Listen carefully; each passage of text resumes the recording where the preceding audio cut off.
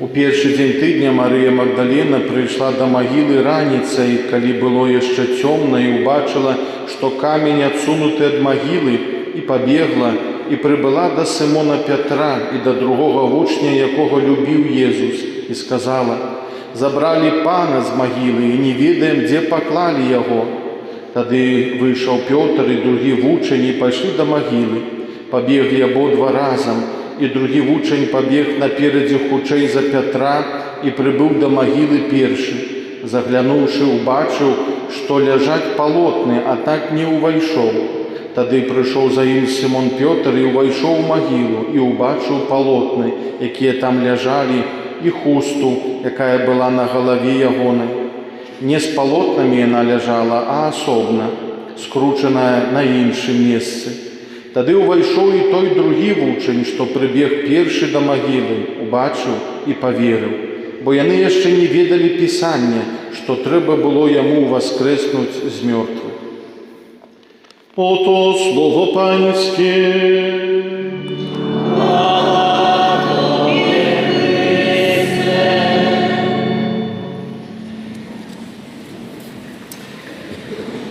Я, наверное, не раз делился таким примером, очень коротеньким, но я думаю, может, вы услышали от других ксензов на проповедях, что в одной из костелов на резурекцию утром, когда была эта процессия, мша, ксенз вышел в Камбоне и сказал: «Христос мертвый стал, али вы в это все равно не верите», и пошел, сел обратно там, где сидел. И такое самое, наверное, коротенькое оказание в мире. Христос мертвый стал, но вы все равно в это не верите. Конечно, мы, ксензы, иногда этот пример приводим, и иногда хочется, так сказать, и себе, и другим, потому что мы должны иметь такую пасхальную веру. А что такое пасхальная вера? Это сегодня Ян в сегодняшнем Евангелии описывает, что значит верить в мертвостание, в воскресение. Но вот как пишет Ян. Сегодня они, после того, как Мария Магдалена рассказала, прибежала, что гроб пустой, что забрали Пана, и Петр и Ян, они вдвоем выбегают. Ян наверняка был гораздо моложе, поэтому он, скажем так, опередил Петра. Петр уже такой постарше мужчина, поэтому не так уж быстро он бегал. И прибежали до гробу. Ян не зашел первый, а позволил Петру заглянуть. Они увидели вот эти полотна, одежду.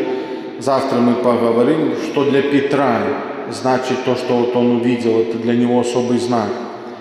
И потом Ян зашел в могилу, и Ян о себе так пишет. Когда он зашел, он увидел и поверил. Бо яны яшчэ не ведали Писания, что треба было ему воскреснуть. Ян очень подчеркивает, что вера пасхальная, вера в Христа воскресшего, она напрямую связана с Библией. Верить в Христа, что Он воскрес, это верить в Библии. Это верить тем текстам, которые я до этого читал. Я всегда подчеркиваю, как людям иногда тяжело в Великую Субботу, вот как вчера вечером, быть намше, потому что читаются эти чтения, они длинные, псальмы. Мы половину там, может, не понимаем, какого там Авраама, Моисея, сотворения мира, потом там Исаии, Захиеля. Мы этих пророков вообще не знаем, кто они, откуда они, что они там пишут, про какое-то новое сердце, нового духа. И, конечно, когда я не читаю вот эти тексты, то, конечно, для меня моя вера, она может быть очень-очень формальной, традиционной, как мы часто говорим. Ян опирается на Слове Божьем, даже говоря вот про себя и Петра. Тогда вошел и другой ученик, и прежде пришедший до гроба увидел и уверовал, ибо они еще не знали Писания. С одной стороны, как это не знали? Они же ходили 3 года с Христом. И как это не знали? На этих днях пасхальных мы будем читать тоже историю, как вот после смертвостания 2 учеников, они идут в эту деревню Эмаус, и к ним по дороге присоединяется Христос, но они его не распознают. Они думают, какой-то мужчина. И Иисус начинает спрашивать: что у вас случилось, почему вы такие грустные? Но они говорят: ты, наверное, вообще тот, который не знает, что произошло вот буквально вчера. И они начинают рассказывать, что вот был такой Христос, мы его слушали, любили, ходили за ним, его убили, положили в гроб, но женщины наши говорят, что нет его. Мы сами не видели, но вот женщины такое разводят. Но они говорят, скорее всего, это такой женская логика, и там ей сильно нельзя доверять. И Христос начинает им говорить, почему вы такие слепые? И начинает снова, давайте возвратимся к Библии, и начинает все подробно от пророка Моисея, Авраама, каждому объяснять, что вот, Библия же об этом писала. И, казалось бы, тоже они 3 года ходили за ним. Вопрос, что они слушали. В тексте Библии Старого Тестамента есть 2 таких особых, таких жирных текста, которые говорят о воскресении Мессии, Сына Божьего. Был такой пророк Осия, и он в своей книге пишет: «В скорби своей они с раннего утра будут искать меня и говорить: пойдем и возвратимся к Господу, ибо Он уязвил, и Он исцелит нас, поранил и перевяжет наши раны. Оживит нас через 2 дня, и в 3-й день восставит нас, и мы будем жить пред лицом Его».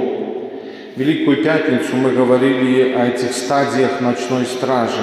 Эти стадии должны быть в жизни каждого из нас.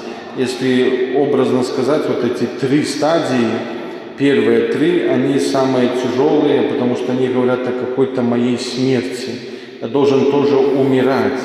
Осия, пророк, очень часто сравнивает, он один из пророков, сравнивает отношение к Богу, это отношение как мужа и жены, что они заходят до иногда вот такой близости, и говорит, что грех – это как измена в супружестве. Это очень такая больная тема, не дай Боже, если кто-то досвятшил от своей жизни, когда мне кто-то изменил. Тот человек, с кем я живу годами, я его люблю, и он просто делает такую подножку, я узнаю, что кто-то что-то есть на стороне.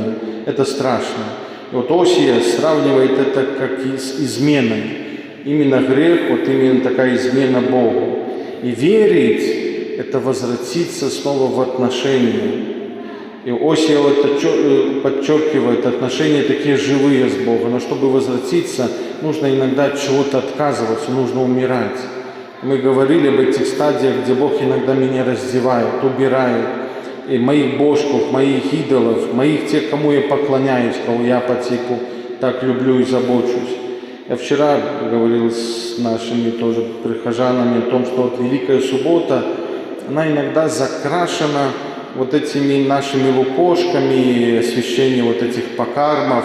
И большинство из вас, я думаю, в крупных городах там нон-стоп, очереди, люди идут, чтобы осветить это лукошко. Но если вот зайти в толпу этих людей, то за этим лукошком дальше нет ничего. За этим красивой фотографией в Инстаграме нет ничего. Ведь Пасха это вообще, можно даже не освящать этот хлеб, соль, мясо, воду. Она может, в принципе, сегодня на столе не быть. Потому что отметить Пасху – это не съесть свинцоное. Отметить Пасху – это встретить Его.